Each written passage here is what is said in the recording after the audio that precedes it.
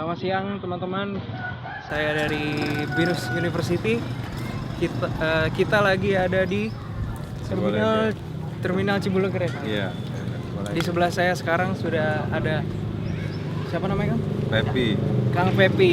Kang Pepi ini nanti yang akan memandu kita menuju ke Baduy. Kira-kira untuk ke Baduy dalam berapa lama, Kang? Sekitar 4 jam. Sekitar 4 jam ya? Minimal 4 jam. Kalau ke Baduy luarnya? Kalau Baduy luar sekitar ada yang 2 jam, ada yang 4 jam, ada yang 3 jam. Kita jalan kaki ya sana? Iya, jalan kaki. Kesananya trek jalannya dia terus penuh lumpur, medan jalannya ada naik turun. Ada yang tanjakannya ada yang sekitar 70 derajat. Tanjakan 70 derajat gitu. Iya, trekking jalan. Itu kita tempuh semua jalan kaki ya? Jalan kaki penuh lumpur sananya.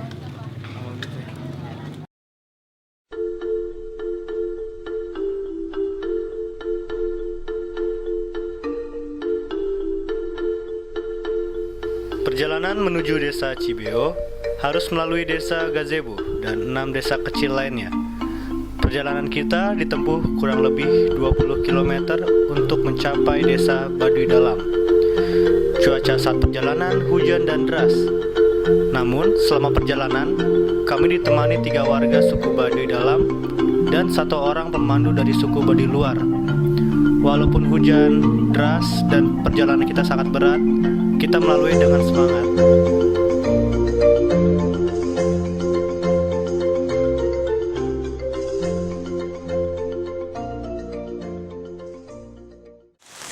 Sekarang dengan saya Dharma, kita sekarang sudah mulai perjalanan nih menuju Baduy Dalam. Emang kuat-kuat sih orang sini. Sampai kepleset kan kameramennya. Tuh, kita lihat tanjakannya nih. Berikutnya. Mau ngerasain capeknya.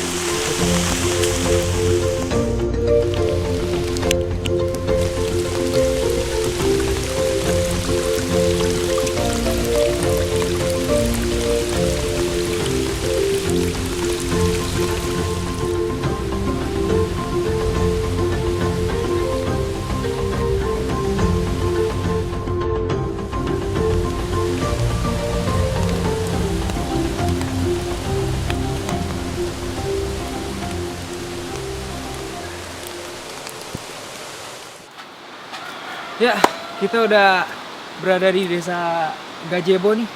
Tepatnya di Baduy Luar, di daerah Baduy Luar. Nah, kita rencananya mau nginep di sini selama 2 hari 1 malam. Untuk kelanjutannya ikut terus yuk. Ini adalah desa Gazebo yang kami tempati selama 1 hari 1 malam. Jika dilihat, semua rumah suku Baduy Luar menghadap ke selatan. Dan ada 1 rumah yang tidak boleh diambil gambar beserta videonya, yaitu rumah kepala suku desa Gazebo.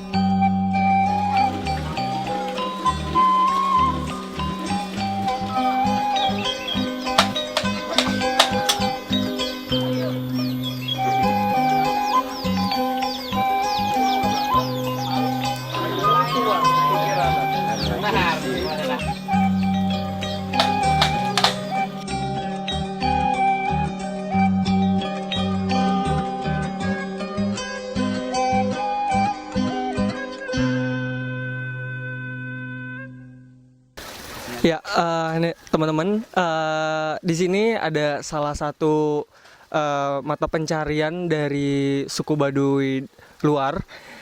Di sini bisa kita lihat ada seorang ibu sedang menenun kain. Ini adalah salah satu ciri khas dari suku Baduy Luar. Untuk lebih lanjutnya kita tanya-tanya aja yuk ibu-ibu ya. Yuk. Bu, sedang bikin apa sih ini, Bu? Bikin kain tenun. Bikin kain. Biasanya kalau bikin kain tenun gini berapa lama ya, Bu? Bisa jadi untuk jadi 1 kain? Minggu. 1 minggu. Dari proses awalnya ya, Bu ya? Ini biasanya benangnya dapat dari mana nih, Bu? Majalaya. Majalaya tuh di mana, Bu? Cuma dapat Bandung. beli dari ini, dari Bandung, Majalaya. orang baduy luar. Oh, berarti Dari orang bosnya gitu. Ini kan dapat beli dari bosnya gitu.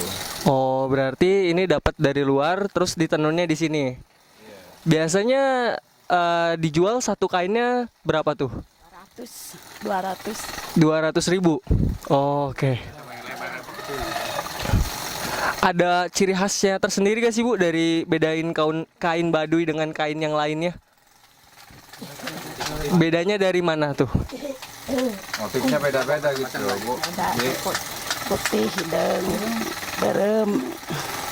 Ada warna-warna khusus gak sih untuk kain baduy apa bebas aja gitu? Ada warna khususnya nggak Bu untuk warna kainnya sendiri apa suka-suka aja nih, suka-suka ibunya mau warna ini campur ini? nah, buat baduy nggak ada gitu, Bu. Ada. Ini Oke. Ini adalah salah satu contoh dari hasil tenunan ibu tadi. Ini adalah, ini bisa dilihat tenunan dari suku Baduy luar, warna merah, hitam, dan hijau putih.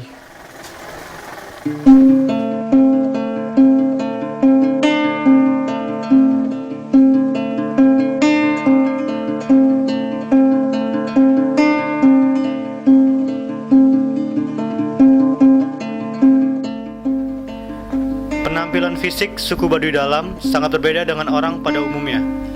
Tinggi badan mereka tidak melebihi 170 cm karena sering membawa beban yang berat sejak usia muda.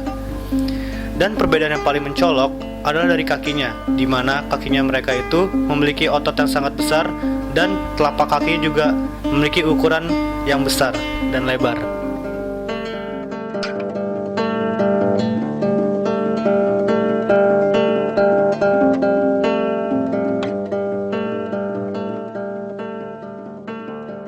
Teman-teman, kita lagi sedang ada di perjalanan nih. Bisa dilihat trekkingnya cukup melelahkan karena kebetulan juga lagi musim hujan, jadi berlumpur dan becek banget, jadi licin batu-batunya. Dan saya lagi berada di tempat di mana para suku Baduy luar menaruh hasil padi mereka atau yang disebut dengan lumbung padi. Bisa dilihat ini lumbung padinya mereka. Mereka menaruhnya agak sedikit jauh dari pemukiman mereka. Bisa dilihat. Yaps, habis ini bakalan ada lagi yang seru-seru. Makanya jangan kemana-mana, ikutin kami terus. Yuk.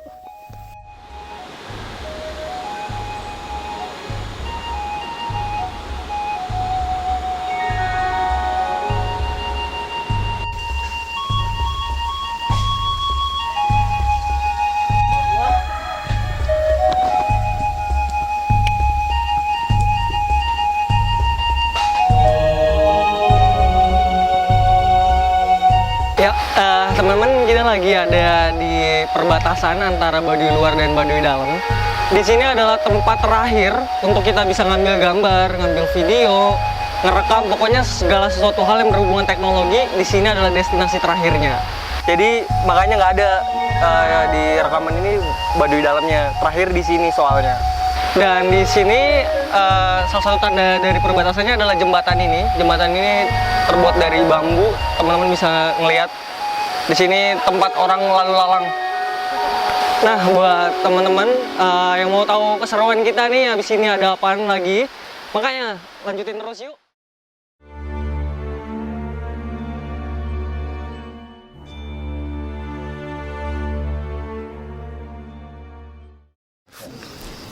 Ya, teman-teman, ini adalah malam kedua kita menginap.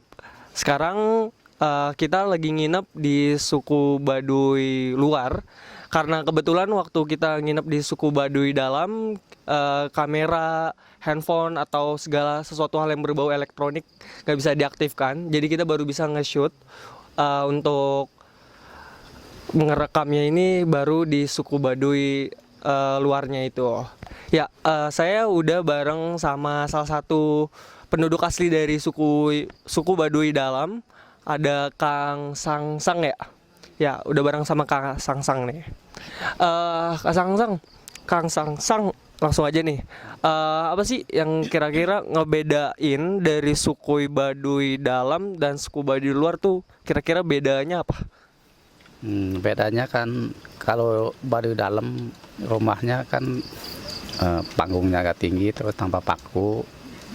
Terus Baduy dalam kan nggak boleh naik mobil juga, pakaiannya kan cuman hitam putih. Kalau Baduy dalam kan, kalau Baduy luar kan ada sedikit bebas gitu, naik mobil boleh. Kalau rumah kan boleh ini pakai paku agak rapi sedikit itu. Pakaian ikat kepalanya kan Baduy luar kan ikat itu batik biru. Ada corak-coraknya. Kalau Baduy luar, kalau Baduy dalam kan ini ciri-cirinya nih, ikat kepalanya putih gitu. Oh, ada maksud tertentu gak kenapa suku Baduy dalam pakai ikatnya putih, kalau suku Baduy luar pakainya biru? Mungkin itu mah udah khasnya aja gitu, udah khasnya gitu. Biasanya kalau untuk suku Baduy dalamnya itu sendiri, masyarakatnya mata pencariannya apa? Mata pencarian utamanya? Berladang aja, tani aja semuanya. Ngeladang. Ya berladang, tani gitu, cocok tanam pisang, terus ubi, terus pokok pertama mah itu padi itu mah. Pertama padi, pisang, itu ubi. Yang buah-buahan kan duren, pete, rambutan, gitu, dukuh itu musim itu aja.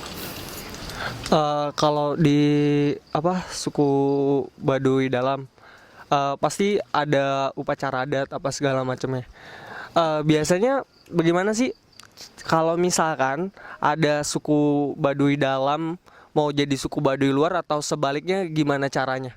Misalkan dari suku Baduy dalam pengen menjadi suku Baduy luar terus atau sebaliknya suku Baduy luar pengen jadi suku Baduy dalam, ada caranya nggak? Biasanya gimana? Kalau orang Baduy dalam kan itunya adatnya sangat terbatas sekali, sangat kuat gitulah. Kalau betul-betul nggak kuat di Baduy dalam kan bisa minta izin sama kepala suku di Baduy dalam, bisa pindah ke sini ke Baduy luar. Kan di Baduy luar kan sedikit bebas gitulah. Gitu aja. Kalau misalkan ya Kang, misalkan seseorang ini benar-benar pengen keluar dari Baduy, katakanlah bukan menjadi suku Baduy luar lagi, benar-benar mau keluar dari Baduy, itu bisa nggak Kang?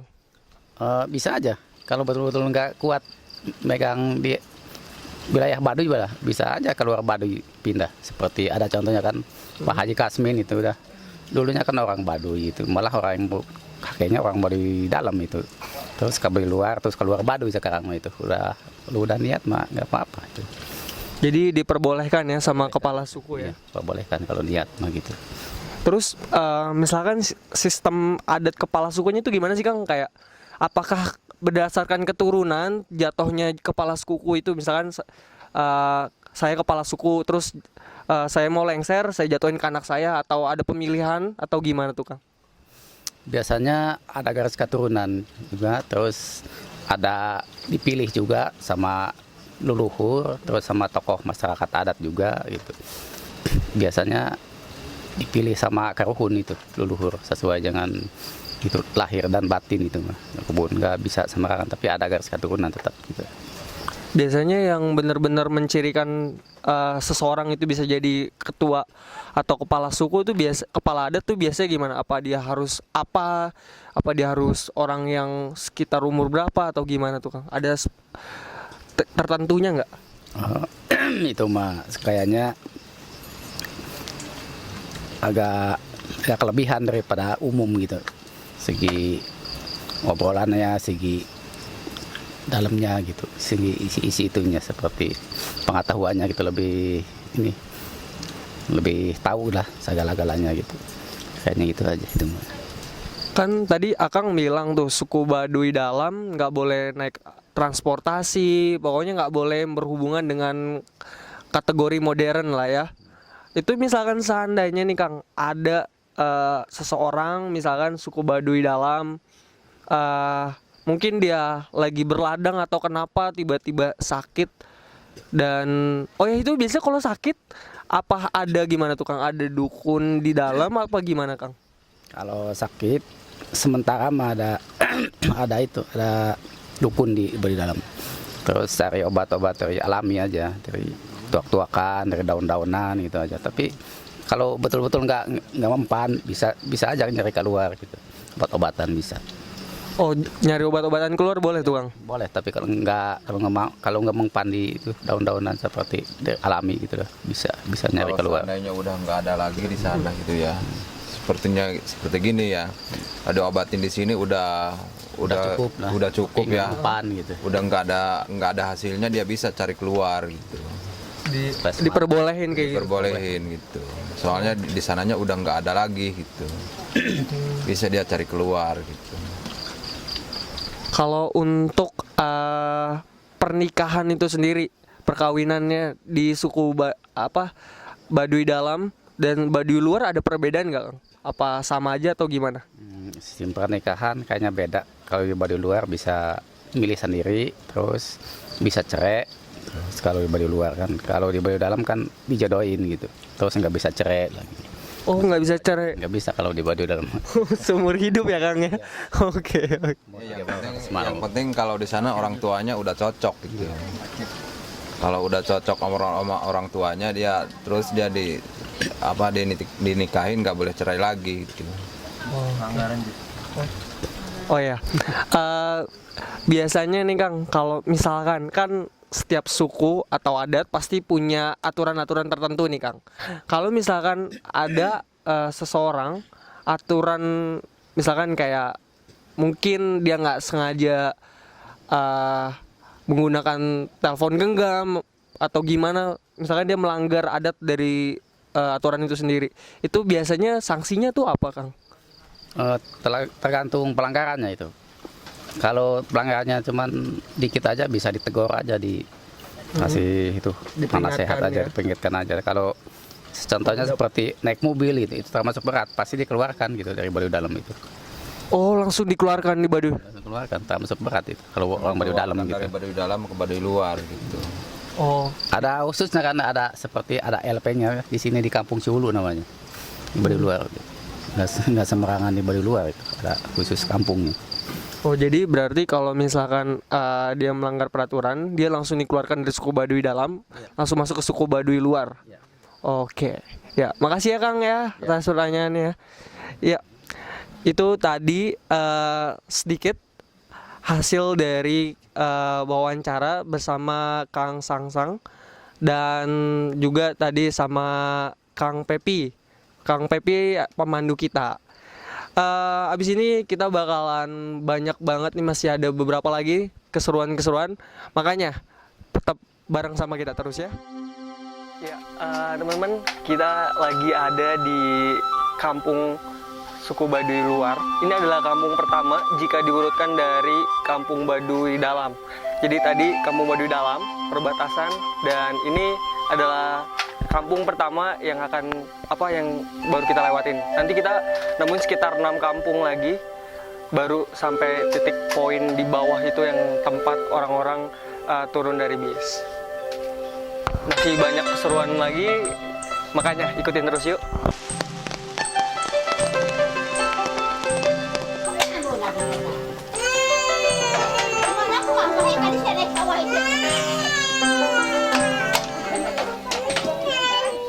Kita udah mau turun setelah kita nginep sekitar 3 hari 2 malam. Ini waktunya kita turun, udah jam 8 pagi. Kita harus buru-buru turun nih teman-teman, karena kondisi cuaca juga udah lagi gak bagus. Batu-batu juga udah licin banget, jadi kita harus kejar sebelum hujan. Kira-kira sekitar 2 jam perjalanan kita sampai Ciboleger dari tempat kita nginep tadi di suku Baduy Luar. Yaudah, karena trek medan makin susah, kita lanjutin nanti.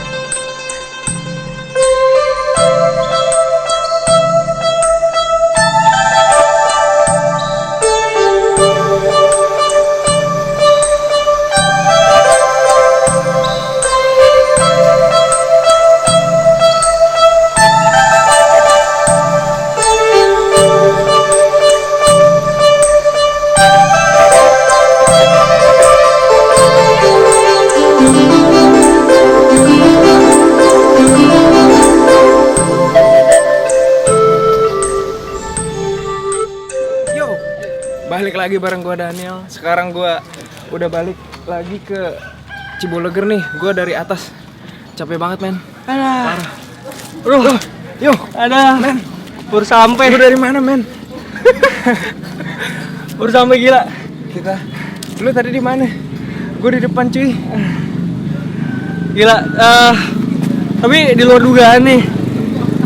Tadi perkiraan sekitar mungkin sampainya harusnya jam 10 sih ya. Kalau ditargetin kita berangkat dari jam 8 pagi, harusnya sih nyampe sekitar jam 10 pagi. Tapi ini udah baru setengah 9, setengah 10 kita udah sampai. Dan ini adalah desa Ciboleger di sana subuhnya. Kira-kira kita dari atas sampai sini 11 kilo lah ya. Yap, sekitar 11 kilo. 11 kilo itu 1 jam.